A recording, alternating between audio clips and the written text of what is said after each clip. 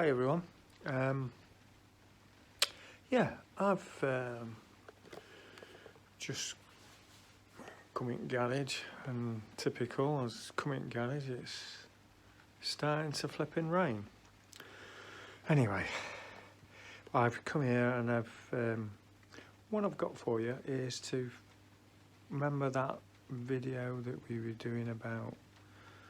I was talking about doing like a battery thing, and I'd actually recorded it, but I hadn't posted anything, so I'm just gonna see what it's like as a full video. If not, I can always hack it up into 2 short videos. But I covered the first bit using electronic battery tester and induction battery tester on a battery that was on my car. Won't waffle too much because obviously this is going to be linked straight onto that video, so you'll get the picture anyway. So I have an unsealed battery, so let's just have a quick look. Yeah, so here it is. Now this is I come across this battery. I've had this battery for about 4 years, and a friend of mine said, oh, he's having loads of trouble with his battery. Can you swap one out for him? I've got a new battery. I went, oh right, so what's wrong with the old battery? He said it keeps going flat. Only lasted a day or so, and then I've got to jump start it to get it fired up and that, and in the end I got fed up. So I just put a new battery, but I'm having difficulty putting the new one in because it's a bit tight at the back where the neg terminals go. So I said, oh right, okay, yeah, I'll pop down and give you a hand. Anyway, got the battery, and I say this is about maybe 4 years ago, maybe slightly longer, I'm not sure.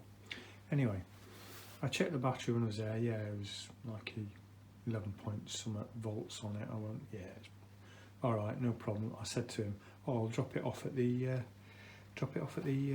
tip on the way home. Anyway, I forgot, and it was in the back of my car for 2 days. And anyway, I thought, hang on a minute, this is an unsealed battery, let's just have a nosy. So I got my meter out, put my meter on it, and yeah, it was 11.1 volts or something. So I said, oh right, okay. So I thought, right, well hang on, this is a unsealed battery, and like the one that was further on in the video, at the beginning of the video, that was a sealed battery, and there's nothing you can do about this. If you look at this, it's got like a little vent hole here. Now on his car originally they had a rubber pipe that came out and dropped down to the bottom of the car, obviously to vent out. His new battery that he's fitted is a fully sealed battery, and a lot of the modern batteries now are fully sealed, basically because it makes it so much easier to transport. If you were transporting this battery, technically you wouldn't have the acid in, you'd have to have acid bottles and fill the acid up and everything. So it just makes life a little bit easier.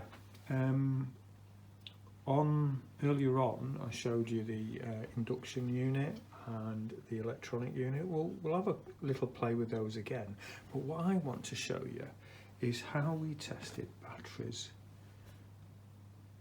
years ago, and we would use a multimeter and a turkey baster.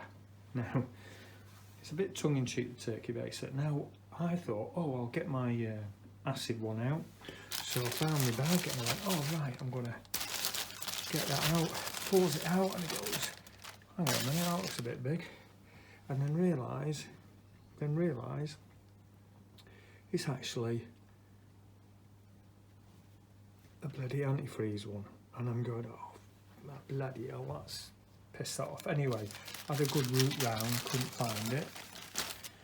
I don't believe this. Have I lost me the other one? So I thought, no, that's not fair. This anyway.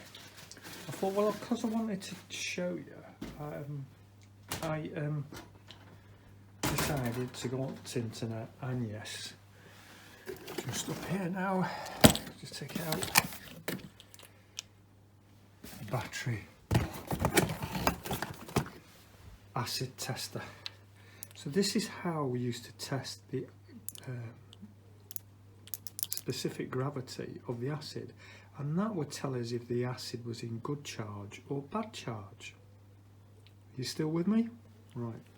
Where with these modern stuff now, we can do a load test on here and it will tell us that whether the battery's good or bad. Now on sealed batteries you don't have much option, but on unsealed batteries like this one is, we have a bit of an option. There is another couple of things we can do. Or mainly one thing we can check. So we've got a battery that's not charging, and these are technically still classed as low maintenance batteries. And the problem with low maintenance batteries is if it's unsealed battery, it's not low maintenance, because you've got a vent port, so eventually things will vent out. So every now and then you have to check acid levels. So anyway, I gets this home. First thing I did was took the caps off, looked at the acid levels, fucking below the plates. So I topped them up, topped the acids up on the plates, and left it for a couple of hours, come back to it. Guess what? Amazingly, it had gone up to 12.2 volts, 10-volt increase. I went, that's interesting.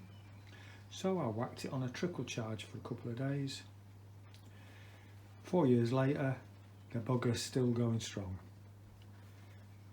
Hey, it's about what you know, innit? Anyway, when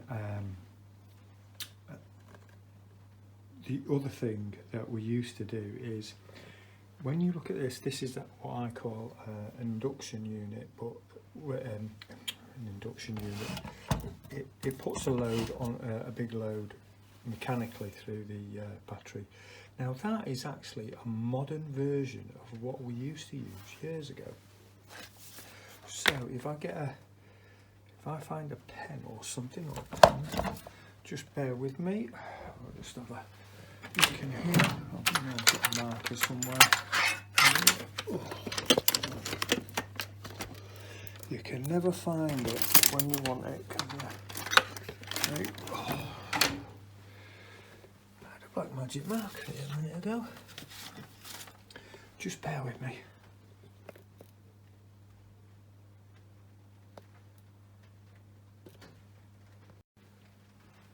Right, okay. Black magic marker's gone.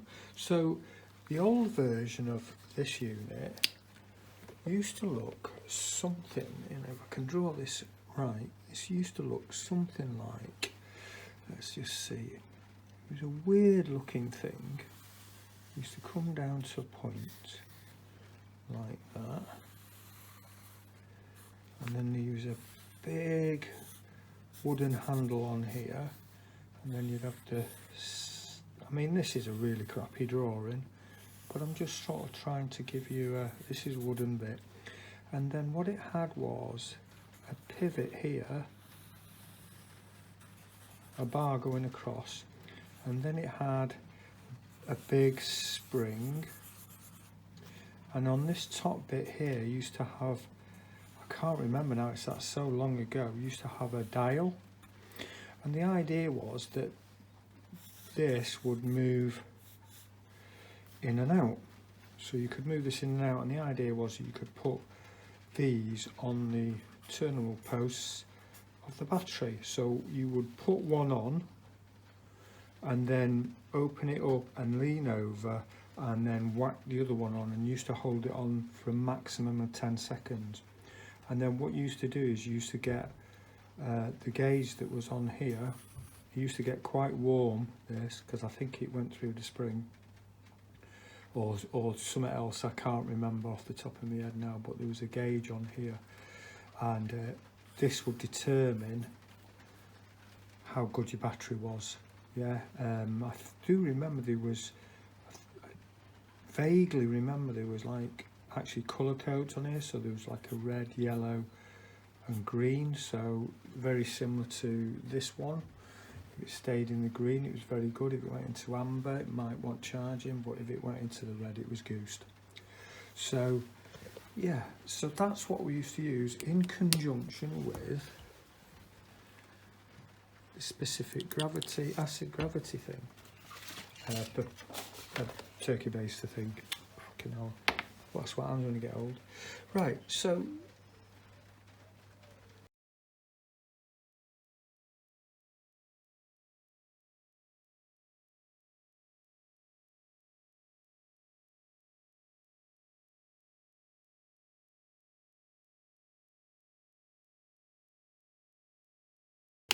we used to use multimeter, this, and if we were fortunate enough to have one of these, we would use one of these.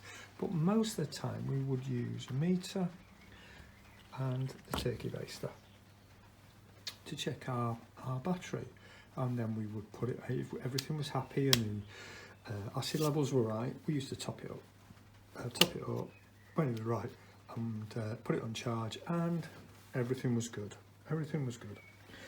Now, I used to have like a bottle that you could put acid in, and it had a special nozzle on the end, and it was like the front part of the nozzle. Let's just do another drawing because it's easier for you to visualize. So the end of the bottle, the nozzle come out like this. This is the bit that's screwed to the jar. Very hard to, I find it very hard to draw when I'm looking through the camera. Right, and then what we had was, we had another bit that come down like this. And then we had a little nozzle like that. And the idea was this would be full of acid in there. This bit here would move up and down. So what we used to do was, we used to push this into the hole, into the battery hole here. This would hit the lead plate down here, and then we would push down, and as we push down this would move up, and then the acid would flow out.